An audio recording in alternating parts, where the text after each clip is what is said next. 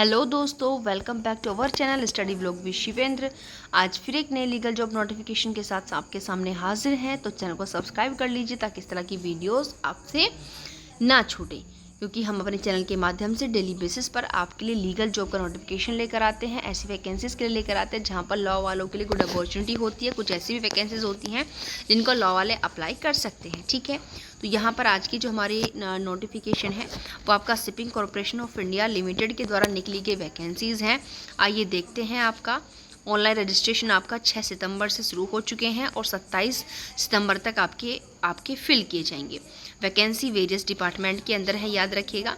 और क्योंकि अब हम यहाँ पर केवल जो लॉ वालों के लिए है वो देखनी है, तो आप 4th नंबर पर देख रहे हैं स्ट्रीम लॉ। जैसे पहली मैनेजमेंट है, किसी के पास फाइनेंस है, HR पर्सनल है, लॉ है, इंजीनियरिंग है, सिविल में इंजीनियरिंग, इलेक्ट्रॉनिक में है, इंजीनियरिंग मैकेनिकल में है, इंजीनियरिंग आपका information technology, fire security, naval architect, इस तरीके से अलग अलग जिसके पास डिग्रियाँ हैं। बट हमारा मेन पर्पस 4th है लॉ वालों के लिए। तो यहाँ पर भाई इनका एलिजिबिलिटी क्राइटेरिया क्या है वो देख लेते हैं भाई सबसे पहले, क्योंकि ये महत्वपूर्ण है। तो यहाँ पर फुल टाइम डिग्री मांग रहे हैं LLB की, यानी कि फुल टाइम डिग्री आपकी LLB की हो तभी मान्य। और याद रखिएगा, आपका लॉ का कोई भी फील्ड हो सब में आपकी फुल टाइम डिग्री LLB की ही मांगते हैं, याद रखना। चाहे 3 साल की हो, चाहे आपके इंटर के बाद 5 साल की हो। बट वो जो कॉलेज से आपने किया है, जिस भी कॉलेज यूनिवर्सिटी इंस्टीट्यूट से किया है, वो UGC या BCI के द्वारा रिकॉग्नाइज्ड होनी चाहिए। क्योंकि आजकल बहुत से कॉलेज ऐसे हैं जो फ्रॉड में बच्चों को डिग्रियां दे रहे हैं, बट अब उसकी कोई वैल्यू नहीं हो जाती। इसलिए हर नोटिफिकेशन के अंदर ये चीज़ जरूर खोली जाती है। बट यहाँ पर क्या मांगा जा रहा है भाई, जिनके 60% है ना कम से कम, वो इस फॉर्म को फिल कर सकते हैं। इसलिए भाई बच्चे अब जो भी ये सोचेंगे परसेंटेज का कुछ नहीं होता, अब आप लोग ध्यान से सुन लीजिए, क्योंकि अब परसेंटेज अपने आप में मायने है जो कि रखती है, याद रखना। ठीक है, उसके बाद यहाँ पर अब अलग अलग चीज़ें दे रखी हैं, क्योंकि ये जो हमारी वैकेंसी किसकी है, E2 के अंतर्गत है जो कि आती है। अब यहाँ पर जो है हमारा पे स्केल दिया हुआ है। ओके, तो यहाँ पर पे स्केल कितना दिया हुआ है, अनरिजर्व के लिए आपका जो भी आपकी EO और E2 के लिए यहाँ पर अलग अलग जो है वैकेंसीज़ हैं। तो यहाँ से अगर हम देखें तो हमारा जो पे स्केल है वो शुरू होगा 50,000 से स्टार्ट होगा और 1,60,000 तक रहेगा, जो E2 कैटेगरी की आपकी वैकेंसीज़ है उनके लिए। अब यहाँ पर ये वैकेंसीज़ दे रहे हैं कि किसमें कितनी है। तो अनरिजर्व के लिए यहाँ पर 25 हैं, शेड्यूल कास्ट के लिए 6 हैं, शेड्यूल ट्राइब्स के लिए 4 हैं, 2 बैकलॉग की हैं। इस तरह से वैकेंसीज़ यहाँ पर हैं आपकी। ठीक है, और यहाँ पर याद रखिएगा जो आपका पे स्केल रहने वाला है E2 वैकेंसीज़ के लिए, वो कितना है हमारा 50,000 से शुरू होकर 1,60,000 तक रहने वाला है। और जो हमारी लॉ की वैकेंसी है वो भी आपकी किसके अंतर्गत आ रही है, E2 कैटेगरी के अंतर्गत ही हैं जो कि आती हैं। उसके बाद अगर हम यहाँ पर बात करें कि यहाँ पर जो है एज कितनी होगी, तो मैक्सिमम 27 साल। अगर आप 27 से ज़्यादा हो चुके हैं तो फिर आपको ये जो है इस फॉर्म को फिल नहीं कर सकते। बाकी नीचे देखिए एज रिलैक्सेशन दिया हुआ है, तो आप प्लीज़ एक बार आप किस कैटेगरी से बिलोंग करते हैं उसके अकॉर्डिंग आप यहाँ पर अपना एज रिलैक्सेशन जो है चेक कर सकते हैं।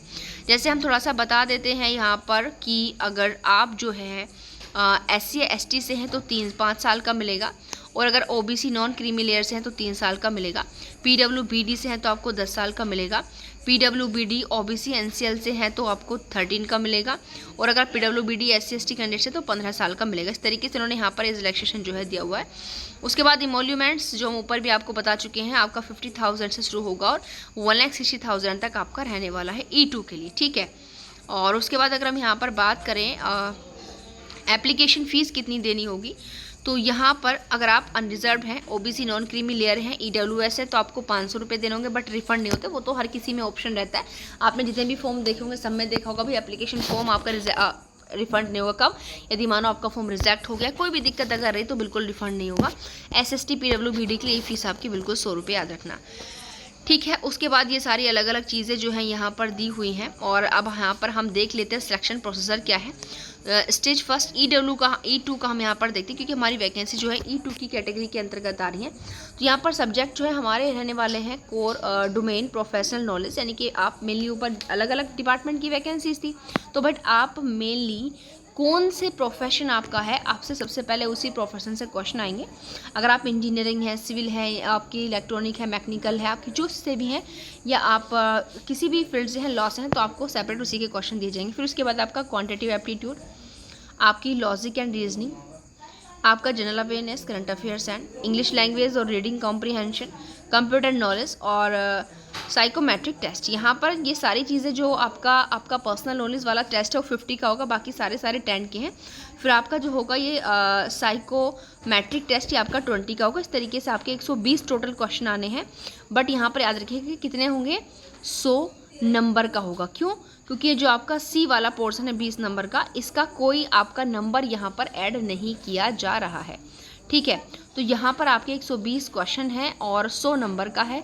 टाइम कितना कह रहे हैं कि आपको ना 120 मिनट दी जाएंगी, क्योंकि कितने हैं, एक क्वेश्चन के लिए एक आपको जो है मिनट दी जा रही है। Given for answering composite 120 question.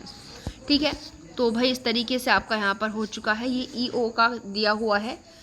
ठीक है, बट यहाँ पर क्योंकि किसी का प्रोफेशनल सब्जेक्ट नहीं है तो उसके बारे में यहाँ पर बात नहीं की गई है।